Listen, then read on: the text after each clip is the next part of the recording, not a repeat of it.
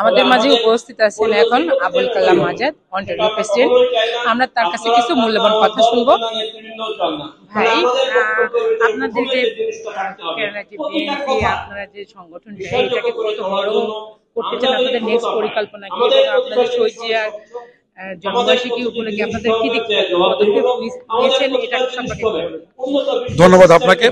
আসলে আজকে আমাদের একটা খুশির দিন, শহীদ জিয়াউর রহমানের 89তম জন্মবার্ষিকী। আজকের এখানে আমাদের কানাডা পশ্চিম BNP, Ontario BNP, Canada city BNP, যুবদল, স্বেচ্ছাসেবক দল, মহিলা দল সহ বিএনপি পরিবারের সকল স্তরের নেতৃবৃন্দ উপস্থিত হয়েছে।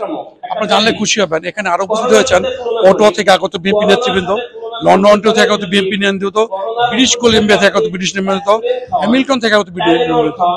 একটা প্যাকেজ কানাডা বিএনপি একটা মূল অংশ এখানে আজকে আসছে। আমরা খুবই আনন্দিত এই সুন্দর অনুষ্ঠান সবাইকে উপস্থাপন করার জন্য। পাশাপাশি আমি সবাইকে ধন্যবাদ জানাচ্ছি, আপনারা মিডিয়াতে আছেন, আপনাদের মাধ্যমে আজকে এই অনুষ্ঠানের আলোচনাটা ছড়িয়ে যাবে সারা পৃথিবীর মাধ্যমে, সে আশাবাদ ব্যক্ত করতেছি। আসলে জিয়াউর রহমান ক্ষণজন্মা একজন রাষ্ট্রনায়ক ছিলেন। আপনারা জানেন তার 19 দফা ছিল বাংলাদেশকে রাষ্ট্র কাঠামোটাকে সুন্দরভাবে তৈরি করে একটা মডার্ন বাংলাদেশ তৈরি করার কল্প নিয়ে কাজ করেছিলেন।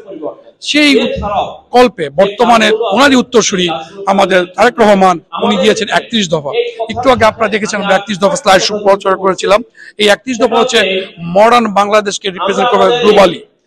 এই জিনিসগুলো নিয়ে আজকে আলোচনা হচ্ছে।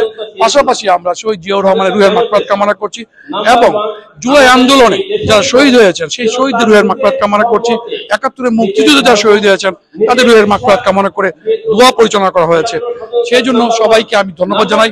পাশাপাশি আজকে অনুষ্ঠানে যত বিএনপির নেতৃবৃন্দ আসছে এবং দেশে বিদেশে যা দেখতেছেন সবাইকে অন্টারিও বিএনপির পক্ষ থেকে, অন্টারিও বিএনপির সভাপতি হিসেবে আমি ধন্যবাদ জানাচ্ছি। ধন্যবাদ সবাইকে।